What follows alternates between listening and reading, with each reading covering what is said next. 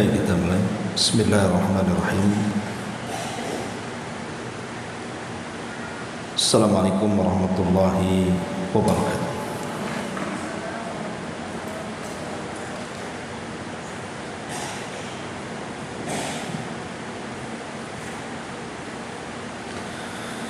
Alhamdulillah wassalatu wassalamu ala Rasulillah wa ala alihi wa sahbihi wa mawalah wa la hawla wa la quwwata illa billahi wa ba'd.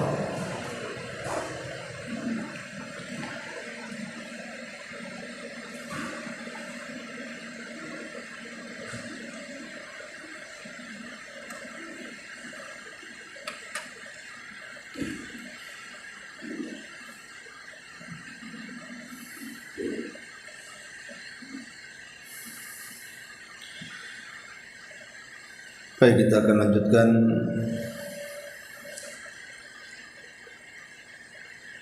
kajian kita, masih membahas surah Al-Mudaththir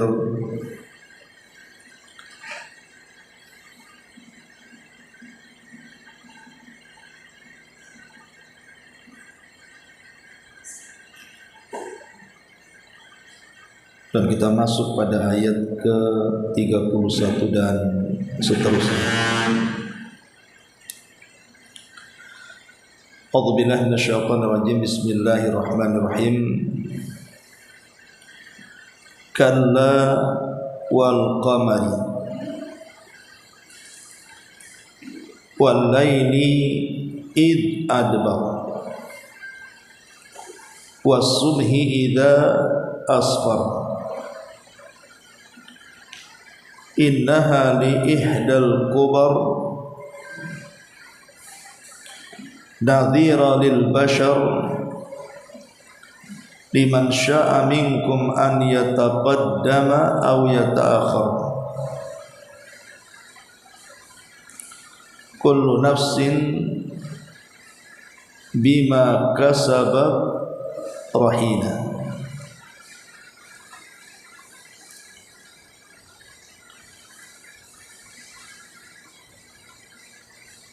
Di sini Allah Subhanahu wa taala berfirman, kalla wal qamar.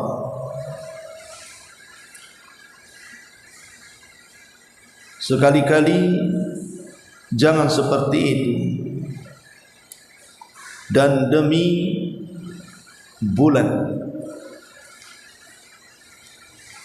serta demi malam ketika berlalu dan demi subuh apabila mulai terang. Sesungguhnya neraka Saqar itu benar-benar salah satu bencana yang sangat besar, sebagai peringatan bagi manusia, bagi siapa di antara kamu yang ingin maju meraih kebaikan atau mundur dengan kemaksiatan. Dan setiap orang bertanggung jawab atas apa yang telah dia lakukan.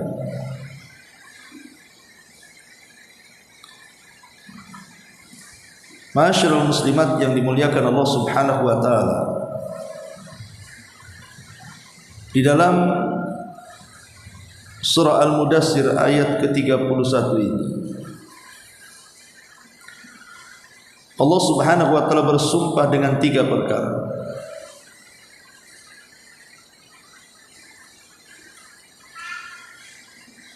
Pertama, Allah Subhanahu wa taala bersumpah dengan bulan. Yang kedua, Allah Subhanahu wa taala bersumpah dengan malam. Dan yang ketiga, Allah bersumpah dengan waktu subuh atau fajar. Dan sering saya ulang-ulang, bahwa Allah Subhanahu wa taala saat bersumpah menggunakan makhluknya dijadikan sumpah, bahwa di dalam makhluk yang dijadikan sumpah oleh Allah itu ada keistimewaan. Karena tidak semua makhluk yang dijadikan sumpah, hanya beberapa makhluk saja yang Allah Subhanahu wa taala jadikan sumpah dari sekian banyak makhluk, menunjukkan bahwa ada keistimewaan di balik makhluk yang dijadikan sumpah. Adapun Allah Subhanahu wa taala bersumpah dengan makhluknya, maka dia bersumpah dengan sekehendaknya. Tetapi makhluk tidak boleh bersumpah kepada makhluk yang lainnya. Makhluk harus bersumpah kepada Allah saja. Sebab kalau kita sebagai makhluk bersumpah kepada selain daripada Allah, maka kita jatuh kepada kesyirikan. Rasul mengatakan, man halafa bi ghairillahi faqad asyrak. Siapapun yang bersumpah kepada selain Allah, maka dia telah menyekutukan Allah Subhanahu wa taala. Karena bagaimanapun bersumpah kepada Allah walaupun untuk kedustaan, itu jauh lebih baik dibandingkan berdusta kepada selain Allah untuk kejujuran. Nah, di sini Allah Subhanahu wa taala bersumpah pertama dengan bulan, kalla wal qamar. Sekali-kali tidak dan demi bulan. Bulan ini adalah makhluk dari makhluk-makhluk Allah Subhanahu wa taala yang sangat bermanfaat bagi kehidupan umat manusia, di mana bulan ini bisa menstabilkan iklim. Jadi bulan ini memiliki peran penting bagi perubahan iklim, tentunya yang ada di bumi yang kita pijak ini.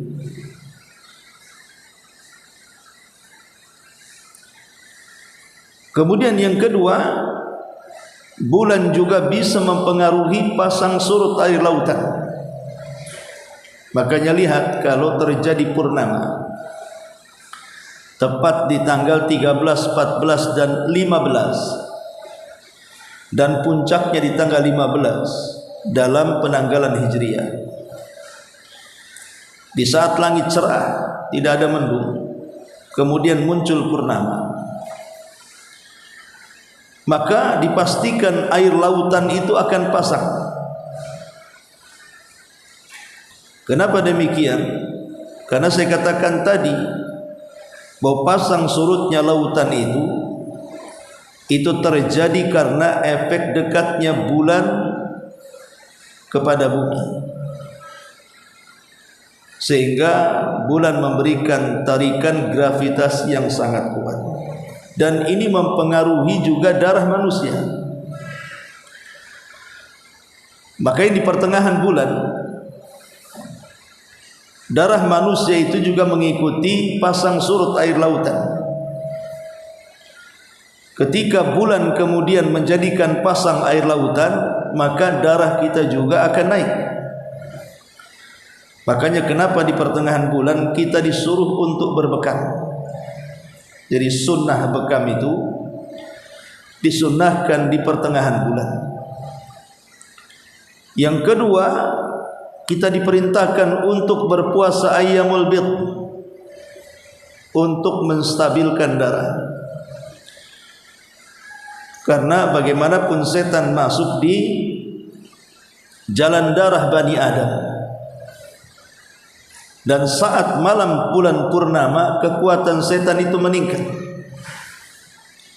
sehingga untuk melemahkan pengaruh kekuatan setan, maka kita diperintahkan untuk melakukan dua ibadah tadi, ibadah bekam dan ibadah puasa ayyamul bid.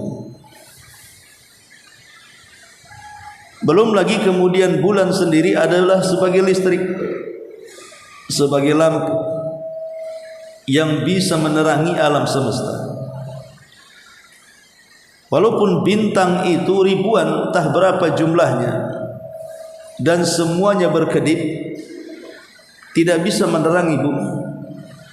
Tapi cukup 1 bulan ketika purnama itu bisa menerangi bumi dan bisa dengan cahayanya membuat banyak aktivitas yang dilakukan di malam hari, baik oleh hewan ataupun manusia. Ma'asyiral muslimat yang dimuliakan Allah Subhanahu wa taala, dan banyak lagi fungsi bulan itu. Selain penghias langit dan yang semacamnya. Kemudian yang kedua, di sini Allah Subhanahu wa taala bersumpah dengan malam. Dan bulan itu tanda adanya malam, sementara matahari itu tanda adanya siang. Ketika Allah Subhanahu wa taala menjadikan malam dijadikan sumpah, karena malam sendiri sangat bermanfaat bagi manusia. Setelah lelah bekerja capek, kemudian ada waktu istirahat. Itulah Allah jadikan malam sebagai waktu istirahat. Makanya cuaca di malam hari disesuaikan dengan waktu istirahat, sebagaimana cuaca di siang hari disesuaikan dengan waktu orang bekerja. Di malam hari tidak terlalu panas, sehingga badan kita bisa merebahkan diri dan beristirahat. Tapi kalau di siang hari sengaja Allah buat panas supaya membuat kita gerah dan bergerak. Artinya bahwa Allah sudah atur mana waktu untuk bekerja, mana waktu untuk beristirahat, dan malam itulah waktu untuk beristirahat. Lebih daripada itu, bahwa ibadah di malam hari itu banyak sekali yang jauh melebihi ibadah di siang hari. Pertama, kedekatan kita kepada Allah Subhanahu wa taala akan jauh lebih dekat dibandingkan ibadah di siang hari. Karena ibadah di malam hari itu cenderung ikhlas. Mau ria sama siapa, orang tidur semua. Tapi kalau di siang hari orang melek semua, memungkinkan ria itu ada. Sehingga malam hari itu jauh lebih mampu kita mendekatkan diri kepada Allah dibandingkan siang hari. Kemudian juga di malam hari juga adalah waktu untuk menghapuskan dosa-dosa kita. Karena di malam hari, terkhusus di sepertiga malam akhir, Allah Subhanahu wa taala menawarkan dirinya kepada orang-orang yang hendak bertobat. Apa kata Allah? Man yastaghfiruni fa'aghfirlah. Siapa yang minta ampun kepadaku di waktu ini, maksud di sepertiga malam akhir, ku ampuni dosa-dosanya. Kemudian juga izalatul hammi wa tafrijil qurabi. Malam hari juga bisa menghilangkan kebingungan dan bisa melapangkan kesusahan.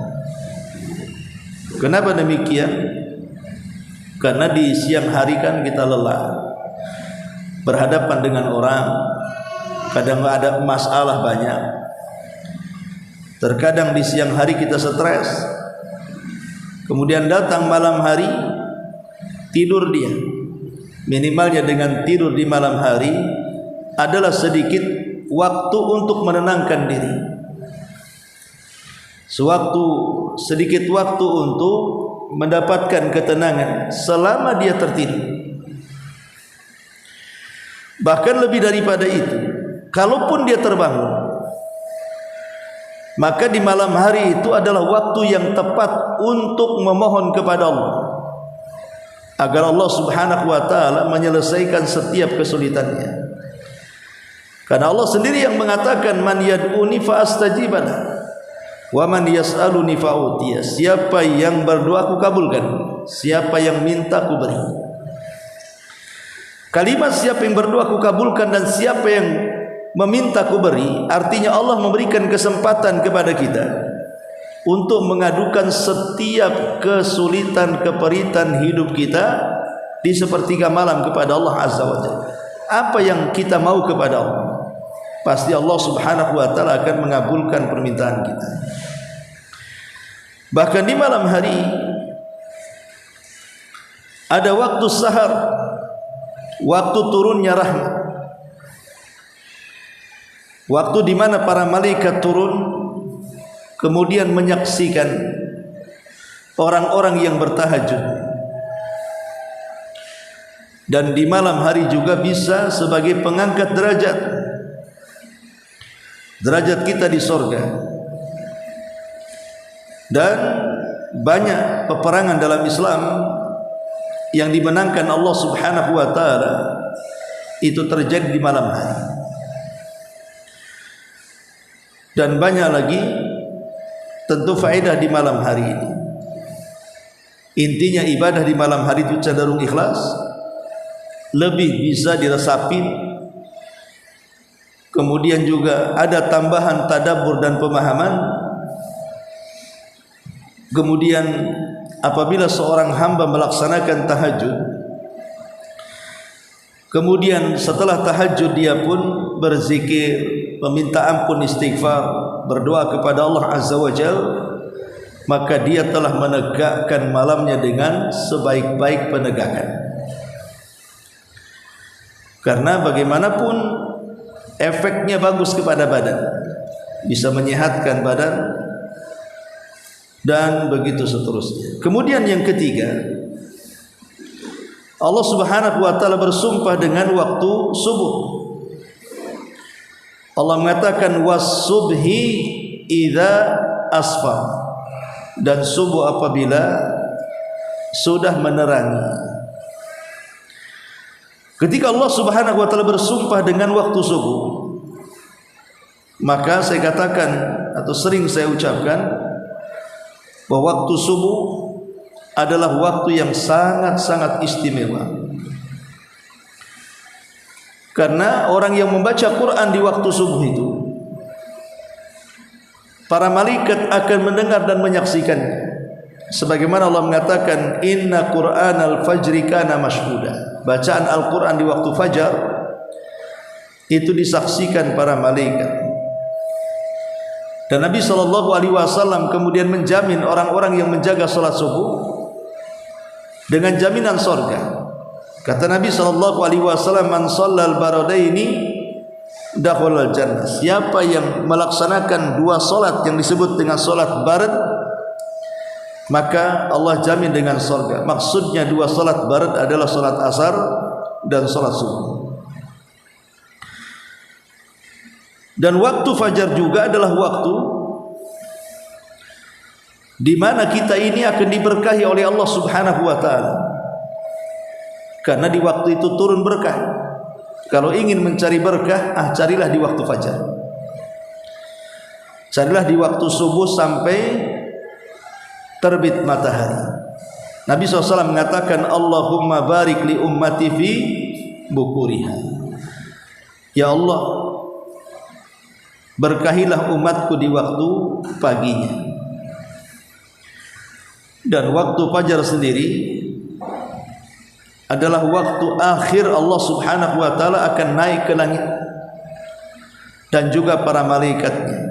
Dan di waktu ini pula catatan-catatan amal akan naik dan diangkat oleh Allah Subhanahu wa taala.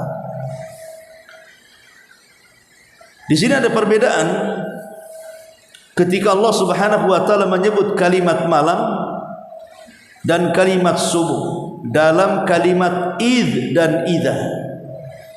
Di sini Allah mengatakan wal laili id adbar. Tapi ketika bicara subuh was subhi idza asfar, yang satu id, yang satu idza. Yang satu menggunakan sukun id dan yang satu menggunakan fathah berharokat. Secara bahasa sukun itu artinya tenang dan harokat itu bergerak. Nah, ketika Allah Subhanahu wa taala menyebut malam dengan sukun, menunjukkan malam itu harus tenang. Id pakai sukun, sukun itu artinya tenang. Maka jadikan di malam hari itu untuk mencari ketenangan. Tapi ketika Allah menyebut kalimat subuh, Allah mengatakan was-subhi idza, pakai fathah, harokat.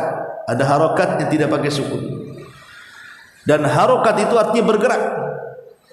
Karena bergeraknya manusia itu disetat di waktu subuh.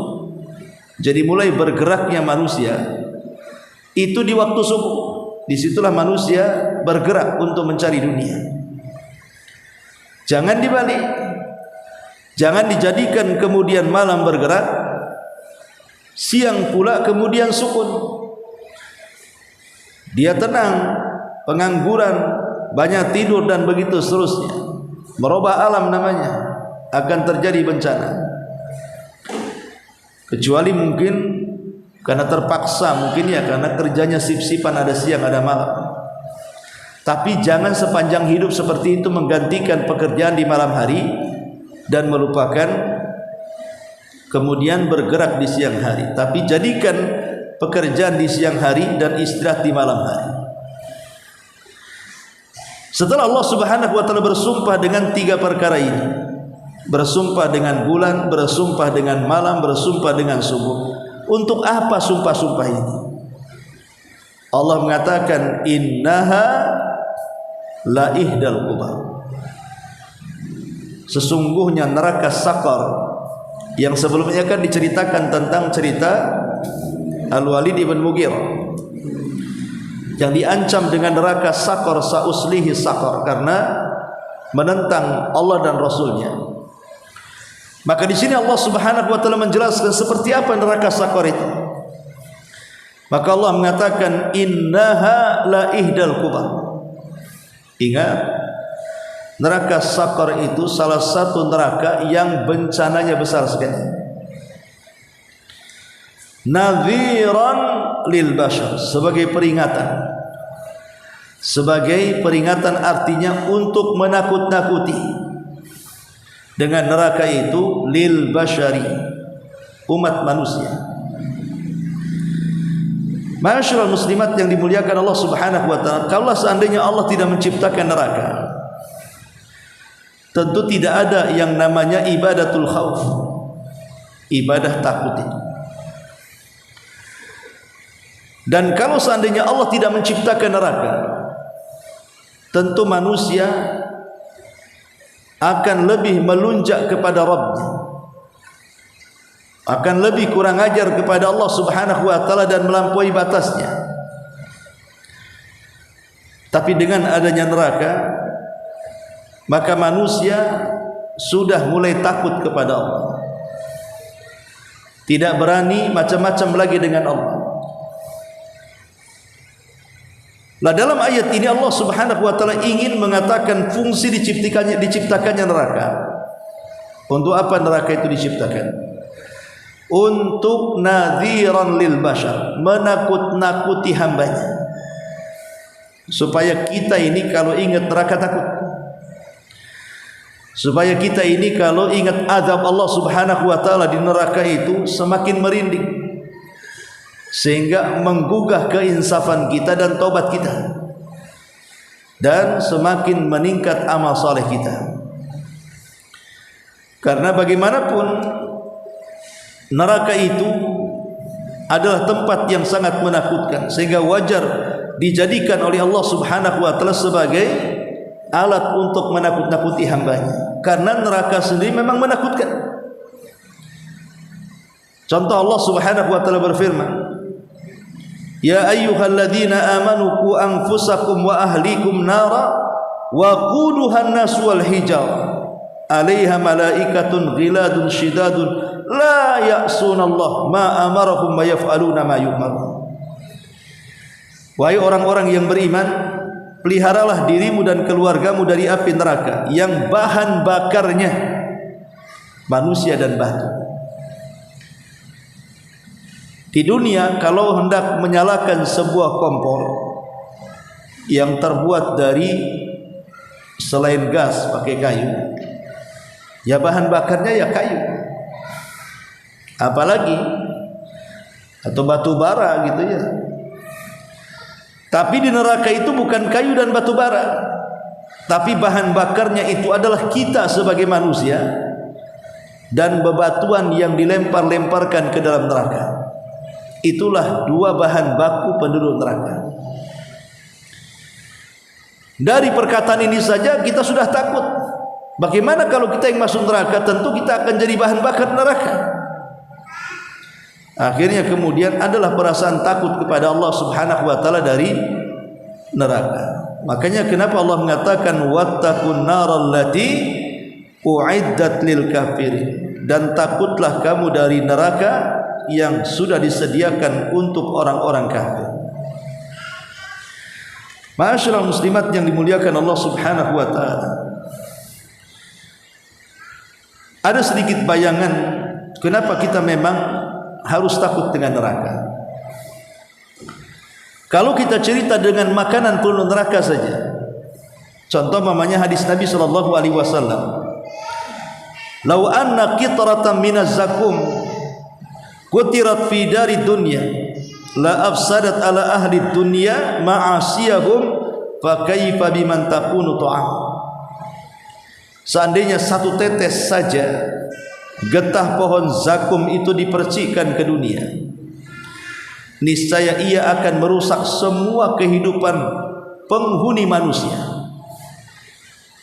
Maka bagaimana jika zakum itu menjadi makanannya? Kalau seandainya setetes saja dari getah zakum itu dilempar ke dunia, satu dunia hancur manusia. Bagaimana kalau zakum itu jadi makanannya? Tetesannya saja sudah merusak seluruh makanan, minuman, bahkan tatanan kehidupan manusia. Macam mana kalau buah itu yang jadi makanannya dia kelak pada hari kiamat? Ini mengerikan namanya. Lah harusnya dengan kalimat-kalimat seperti ini kita semakin takut. Atau contoh hadis yang lain. Hadis Abu Hurairah radhiyallahu anhu. Kami sedang duduk-duduk bersama Rasul, tiba-tiba ada suara yang menggelegar. Ada suara yang sangat menggelegar sekali. Rasul bertanya kepada para sahabatnya, "Tadruna ma hadza?" Kalian tahu suara apa ini? Maka para sahabat mengatakan, "Qulna Allah wa Rasul alam." Kami tidak tahu, Allah dan Rasulnya yang tahu. Maka Rasul mengatakan, "Hadza hajarun rumiya bihi fin nari mundu sab'ina kharifa fahuwa yahwi fin naril an hatta intaha ila qariha fasami'tum wajbataha." Kata Rasul, itu adalah batu yang dilemparkan ke dalam neraka semenjak 70 tahun yang silam. Batu itu terjatuh ke neraka hingga hari ini sampai ke dasarnya, sehingga kalian mendengarkan suara saat benturannya batu itu ketika sampai di dasarnya. Kalau kita bayangkan batu sebesar unta saja dilempar 70 tahun baru masuk ke dasar jahanam, macam mana kita yang dilempar di situ? Itu maksudnya. Sehingga timbul perasaan takut. Batu saja sedemikian hebohnya, macam mana kalau kita yang dilempar dari titian itu? Maka tumbuhlah rasa takut itu. Atau mamanya contoh yang lain, Nabi SAW ketika menjelaskan tentang api yang kita nyalakan di dunia, narukum hadhihi alladhi yuqidu banu adam, api yang kalian hidupkan wahai anak Adam, itu hanya juz'un min sab'ina juz'an min nari jahannam. Itu hanya satu bagian dari kelipatan panasnya 70 neraka jahanam. Yang satu panas dengan panas berikutnya sama-sama panasnya. Kalau seandainya satu bagian daripada 70 bagian saja bisa membakar bumi, macam mana kalau kekuatan panasnya digabung dengan 70 bagian itu? Sepanas apa neraka itu?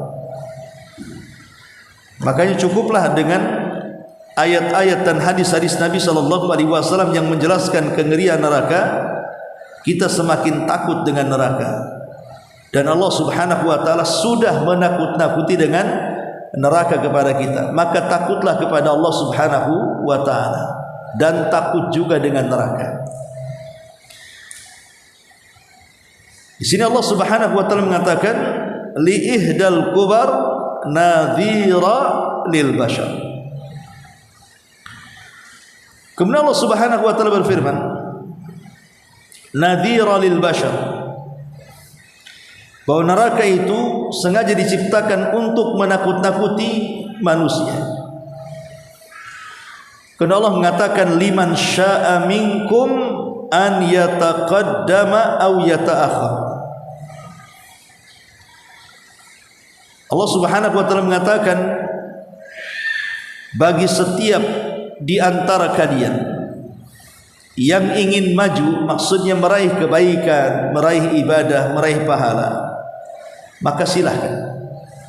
Au yata'akhir, atau mau mundur, tidak mau melaksanakan ibadah, tidak mau melaksanakan kebaikan, lebih baik maksiat kepada Allah Azza wa Jalla, ya juga silahkan. Jadi Allah Subhanahu wa taala memberikan kepada umat manusia ini pilihan kepada kita. Mau jadi orang baik ya silahkan, mau jadi orang jahat ya juga silahkan. Tidak ada paksaan. Maksudnya tidak ada tekanan dari Allah Subhanahu wa taala. Al-Imam Ibnu Qayyim rahimahullahu taala dia mengatakan al-abdu imma fi ziyadati khairin aw naqsin wal hayatu harakatun la sukuna fiha fa imma an yataqarrab ila rabbih aw yabta'id anhu. Kata Imam Ibnu Qayyim ketika memberikan catatan kepada ayat ini, kita ini seorang hamba, ada dua kemungkinan dalam kehidupan dunia. Kemungkinan kita menambah kebaikan, atau kemungkinan kita ini justru mengurangi kebaikan. Sementara kehidupan dunia ini haruslah bergerak dan tidak mungkin diam di dalamnya. Kemungkinan kita bergerak untuk mendekatkan diri kepada Allah, atau boleh jadi bergerak untuk menjauhkan diri kepada Allah Subhanahu wa taala. Jadi kata Imam Ibnu Qayyim, manusia terpecah menjadi dua kelompok. Ada kelompok itu yang pertama yang suka menambah-nambah iman, suka dengan kebaikan, suka dengan ibadah, suka sholat, suka puasa, suka umroh, haji, suka sedekah, suka mengajak manusia kepada kebaikan. Pokoknya sukalah dia melakukan kebaikan. Tapi di sisi lain ada manusia yang tidak suka dengan kebaikan, maunya maksiat saja, maunya gibah, dusta, hoax, menyebar berita hoax, zina, judi, mabuk dan yang semacamnya. Maka itulah sifat manusia terkelompok menjadi dua kelompok. Kemudian Imam Ibnu Qayyim menasihati, ingat, dunia ini adalah kehidupan yang bergerak. Kehidupan yang bergerak ini ada dua gerakan. Boleh jadi gerakan itu kita gunakan untuk mendekatkan diri kepada Allah, atau boleh jadi gerakan itu kita gunakan untuk menjauh dari Allah. Makanya Allah mengatakan liman syaa minkum an yataqaddam au yata'akhkhar. Maka tentu seorang muslim lebih banyak menyibukkan dirinya untuk beribadah kepada Allah ditimbang memperturutkan hawa nafsunya sehingga masuk dalam kubangan kemaksiatan kepada Allah Subhanahu wa taala. Dari sini, dari ayat ini ada faedah yang sangat besar. Masih perkataan Imam Ibnu Qayyim tentang apa? Tentang pentingnya menjaga waktu. Jangan sampai waktu kita terbuang sia-sia untuk kemaksiatan dan tidak mendapatkan apa-apa dari perjalanan, tapi gunakanlah waktu sebanyak-banyaknya meraih bekal untuk perjalanan kita setelah kematian. Karena sebelumnya Allah juga bersumpah dengan waktu, bersumpah dengan malam, bersumpah dengan pagi, bersumpah dengan bulan yang menunjukkan di malam hari. Itu semua adalah demi sebuah waktu. Dan waktu ini sangat berharga sekali, sehingga di banyak Al-Quran Allah banyak bersumpah dengan waktu. Maka dalam ayat ini juga sama. Jangan sampai waktu kita ini untuk menambah keburukan tidak menambah kebaikan. Kata Nabi SAW, khairukum man tala umruhu wa hasuna amaluhu, wa syarrukum man tala umruhu wa sa'a amaluhu. Sebaik-baik kalian adalah yang dipanjangkan umurnya tapi baik amalannya, tapi seburuk-buruk kalian yang dipanjangkan umurnya tapi buruk pula amalannya. Ma'asyiral muslimat yang dimuliakan Allah Subhanahu wa taala, maka dari sini mintalah kepada Allah taufik agar kita bisa istiqamah untuk menghabiskan waktu kita dalam rangka beribadah kepada Allah Subhanahu wa taala. Liman syaa minkum an yataqaddam au yata'akhir. Kemudian Allah Subhanahu wa taala mengatakan, kullu nafsin bima kasabat rahina. Setiap orang itu bertanggung jawab atas apa yang ia lakukan. Ingat, setiap kita ini ada pertanggungjawabannya di hadapan Allah Subhanahu wa taala terhadap apa yang kita lakukan. Makanya ada istilah para ulama itu, ad-dunya mazra'atun lil akhirati. Dunia ini sebenarnya tempat bercocok tanam untuk kehidupan akhirat kita. Kalau ibu mencocok tanam di dunia dengan tanaman-tanaman yang baik, maka di akhirat ibu bisa menuai kebaikan dari yang ibu tanam di dunia. Tapi kalau seandainya di dunia kita tanam dengan keburukan, maka di akhirat pun jangan pernah harap bisa menuai kecuali keburukan. Itulah yang Allah Subhanahu wa taala katakan, wa man ya'mal mithqala dzarratin khairan yarah wa man ya'mal mithqala dzarratin syarran yarah. Siapapun yang beramal kebaikan walaupun satu biji zarah, tetap Allah akan melihatnya. Siapapun yang beramal keburukan walaupun sebiji zarah, maka Allah juga tetap akan membalasnya. Dan Rasul mengatakan, penduduk atau ahlul ma'ruf di dunia, ahlul ma'ruf fil akhirah, wa ahlul munkari fid dunya, ahlul munkari fil akhirah. Orang yang senantiasa mengajak manusia kepada kebaikan, maka di akhirat juga mereka akan mendapatkan kebaikan. Tapi orang yang senantiasa mengajak kemungkaran, kata Rasul, maka di akhirat dia akan mendapatkan kemungkaran. Begitulah al-jaza min jinsil amali, bahwa balasan itu disesuaikan dengan amalannya. Kalau amalannya baik, balasannya baik. Kalau amalannya tidak baik, balasannya juga tidak baik. Al-jaza min jinsil amal.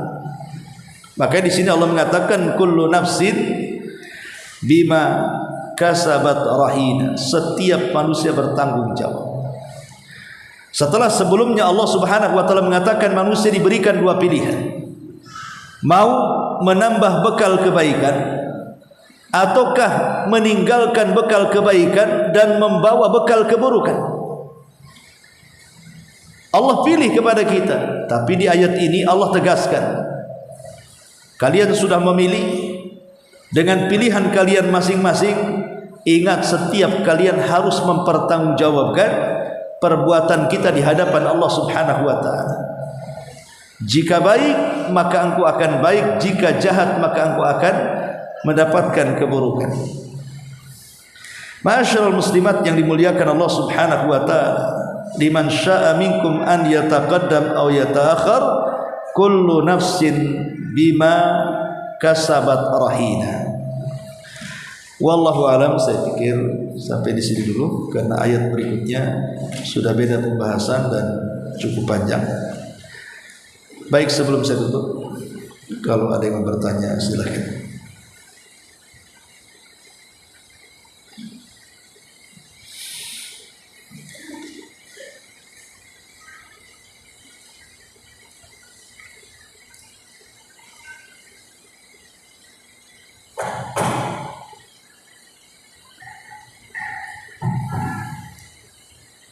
Assalamualaikum Ustaz. Waalaikumsalam.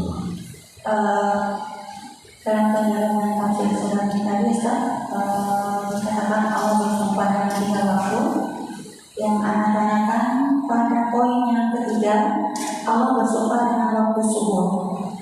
Dan dari poin-poin tersebut yang di akhir keberkahan waktu subuh, terus waktu fajar Allah naik ke langit, terus membuat dengan catatannya di sini. Berarti dengan penjelasan yang Ustaz sampaikan tadi, ini menunjukkan satu dalil bahwa setiap amalan kita Ustaz di muka bumi ini diperhitungkan oleh Allah Subhanahu wa Ta'ala dengan dalil yang ini ya Ustaz.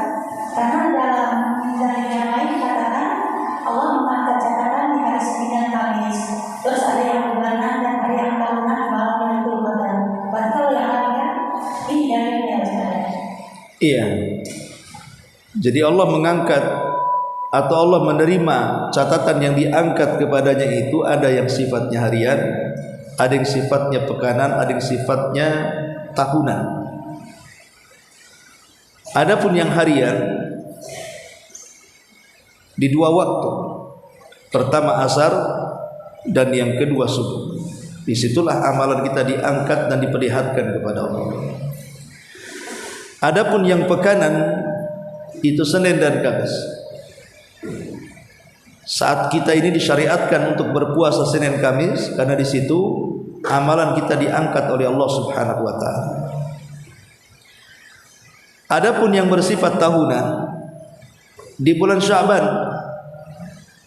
Di bulan Sya'ban maka amalan kita 1 bulan diangkat oleh Allah Subhanahu wa taala.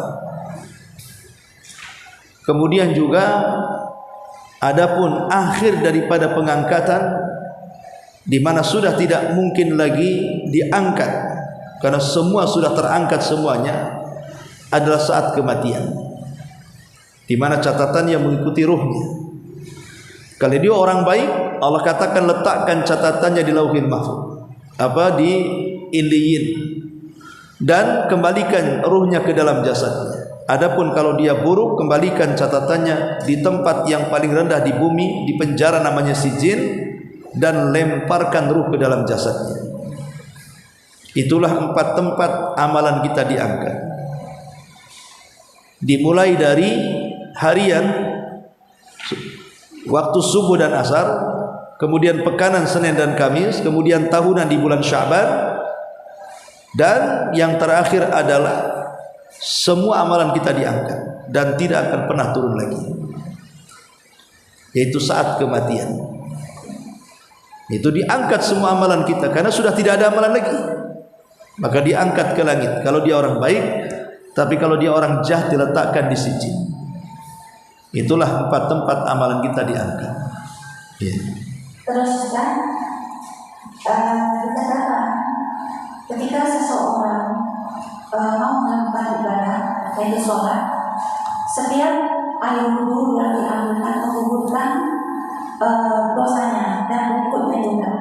Terus dalam setiap keseharian kita kan bisa berwudhu itu kadang banyak ya Ustaz, karena setiap batal kita wudhu, setiap batal kita wudhu. Tentu di antara jeda waktu itu akan ada kemungkinan dosa juga sebagaimana kita wudhu tidak sholat Ustaz. Iya, alhamdulillah. Tentang masalah tajdid al-wudu, wudu yang diperbaharui, itu amalan yang sangat baik sekali karena itu amalan penyebab kita ini bisa masuk ke dalam surga. Jadi bukan hanya sekedar penggugur dosa, tapi juga pengangkat derajat. Kalau orang mungkin sehari bisa 10 kali berwudu sehingga tidak ada dosa lagi yang menempel di badan dia, karena setiap hari 10 kali berwudu hanya untuk menjaga kesuciannya. Lalu kalau sudah terhapus dosanya, apa manfaatnya? Manfaatnya adalah dia akan diangkat lebih tinggi lagi derajatnya di surga. Lebih banyak pahala yang akan didulang, lebih banyak kebaikan yang akan didapati. Dan kalau dia Allah Subhanahu wa taala takdirkan dia meninggal maka dia akan meninggal dalam husnul khatimah. Makanya Bilal ibn Rabah adalah seorang sahabat yang menjaga kesuciannya. Bilal itu kalau batal wudu, tidak mesti untuk sholat. Di luar daripada sholat saja Bilal tak mau memiliki hadas. Makanya Bilal itu kalau batal wudunya lantas ambil air wudu, nanti batal lagi wudu lagi. Pokoknya jangan sampai membatalkan dengan senantiasa berwudu, bahkan menambah dengan wudunya 2 rakaat wudu. Itulah Bilal bin Rabah, dikenal dalam ibadah ini. Sehingga satu hari Nabi SAW mendengar suara terompahnya di surga, yang tidak ada satu terompah sahabat pun masuk ke dalam surga kecuali terompahnya Bilal. Kemudian ketika Nabi SAW mendengar suara terompah Bilal itu, aneh, kok terompahnya masuk surga, orangnya belum. Ketika ditanyakan itu suara terompah siapa, maka Jibril mengatakan itu suara terompahnya Bilal. Maka Rasul setelah peristiwa itu memanggil Bilal dan mengatakan, ya Bilal, inni samitu khosataka fil jannah ma'datas. Wahai Bilal, aku mendengar suara terompahmu di surga, apa yang kau lakukan? Maka Bilal bin Rabah mengatakan, ma tawadda'tu wudu'an illa wa qad shallaitu rak'atain. Aku tidak pernah meninggalkan wudu, dan setiap kali aku wudu, aku tambah dengan salat 2 rakaat wudu. Itulah Bilal ibn Rabah. Jadi tajrid al-wudu itu sangat ditekankan. Makanya para ulama memasukkan di antara amalan-amalan yang menyebabkan masuk surga adalah tajdid al-wudu, memperbaharui wudu. Karena hukum wudu sendiri sunnah.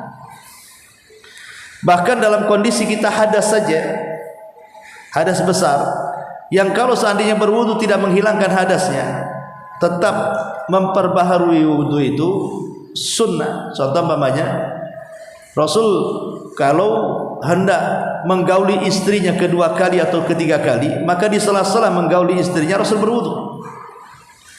Padahal bukankah kalau sudah menggauli istrinya 1 kali berarti dia membawa hadas besar? Kalau berwudu kan percuma, karena hanya menghilangkan hadas kecil, harusnya dia mandi. Tapi Nabi SAW justru menyarankan kita berwudu, menunjukkan bahwa wudu itu manfaatnya bukan hanya sekedar menghilangkan hadas saja, tapi juga manfaatnya yang lain untuk kebugaran, kesehatan, dan begitu seterusnya. Jadi wudu ini luar biasa manfaatnya. Jangan semata-mata mengatakan hanya sekedar menggugurkan dosa saja, tapi lebih daripada itu banyak manfaat wudu kalau digali. Bahkan ada seorang profesor barat itu, dia seorang profesor yang katanya disusupkan oleh orang kafir ke dalam Islam, dijadikan misionaris. Ketika kemudian sang profesor ini mulai memperlihatkan atau meneliti tentang masalah kenapa umat Islam ini berwudu, setiap mau sholat kenapa dia wudu, mulai dia meneliti wudu dari segi kesehatan. Rupanya baru sampai ke memasukkan air ke telinga, belum sampai ke membasuh kaki saja, dia dapat hidayah, kemudian masuk Islam. Jadi apapun yang diperintahkan Allah Subhanahu wa taala, walaupun kita ini tidak masuk di akal atau mungkin tidak bisa dicari-cari hikmahnya, sudah lakukan saja. Karena bagaimanapun setiap perintah itu pasti ada maslahat, sebagaimana setiap larangan itu pasti ada madarat. Itu kaidahnya di sini. Wallahu a'lam.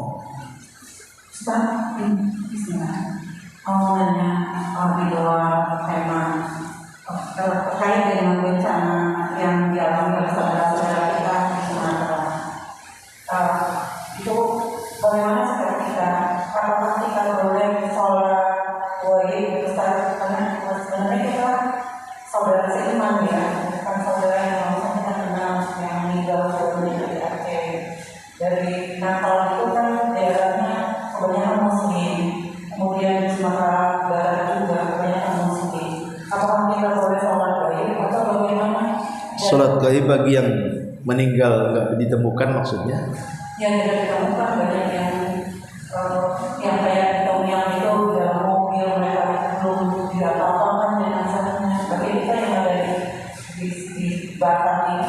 kita merasakan ini sekarang yang berbeda itu, tapi kita ingin mendoakan mereka apakah ada yang lebih baik lagi untuk mereka yang juga itu. Iya, alhamdulillah. Terkait dengan bencana alam yang ada di Sumatera Barat, Aceh dan Sumut, bahkan kita katakan hampir separuh Sumatera terkena dampaknya. Memang tidak syak lagi bahwa banyak menelan korban. Karena ini kan bencana alam, bencana besar bukan bencana kecil. Bahkan bisa sampai ribuan antara yang meninggal, yang hilang dan yang luka-luka. Kalau disertakan dengan yang mengungsi itu jutaan yang kelaparan. Bahkan ada orang mati bukan karena terkena bencana, tapi karena kelaparan, tidak ada yang dimakan. Karena ada yang terisolasi itu sampai seminggu tak dapat makan, akhirnya mati. Lalu bagaimana terkait kita yang tidak terdampak di sini? Apa yang harus kita lakukan? Apakah kita perlu sholat gaib untuk mereka? Hukum sholat gaib ini sebenarnya kan terjadi khilaf ulama. Kalau memang sudah disolatkan, ya tidak perlu disolat gaibkan. Itu pendapat Syekh Albani dalam kitabnya Ahkamul Janaiz. Karena Rasulullah SAW tidak pernah menyolat gaibkan orang yang sudah disolatkan. Rasul itu hanya pernah mensolat gaibkan karena orang itu belum disolatkan. Siapa? Najasyi, Raja Ethiopia. Meninggal, dia seorang muslim. Di Ethiopia tidak ada orang muslim lain. Malah kemudian dikebumikan layaknya orang Nasrani, padahal dia seorang muslim.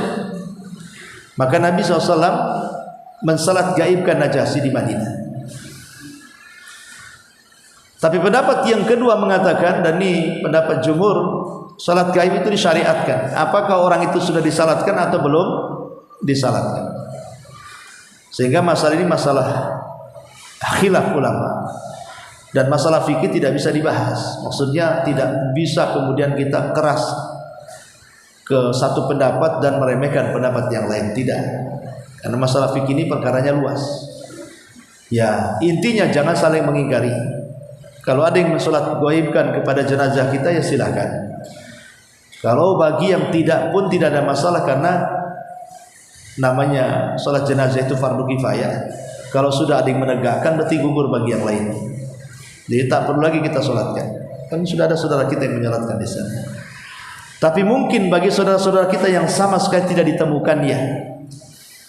Kalau saudara-saudara kita yang mungkin terpendam dalam lumpur sampai hari ini belum ditemukan, atau hanyut kemudian ke bawah arus sampai ke lautan, kemudian dimakan oleh binatang-binatang di lautan yang semacamnya, dan sampai hari ini tidak ketemukan, maka kita boleh mensolat gaib, kan? Tidak khilaf, karena dia belum disolatkan masalahnya. Ya. Jadi itu terkait. Yang kedua, yang penting adalah doa. Doa kan tidak mesti dalam sholat jenazah.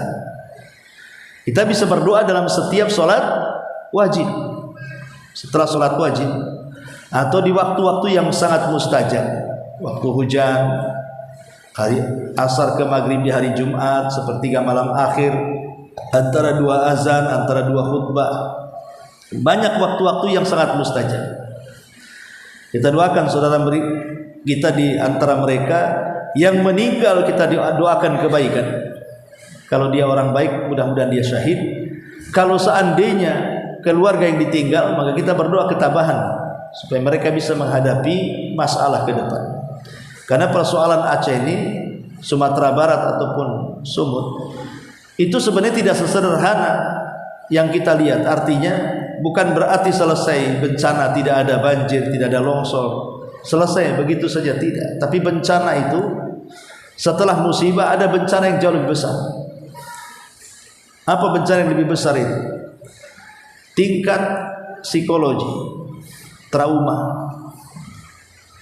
Anak-anak menjadi yatim, tidak punya orang tua. Siapa yang mendidik mereka? Jadi ada musibah yang jauh lebih besar daripada itu.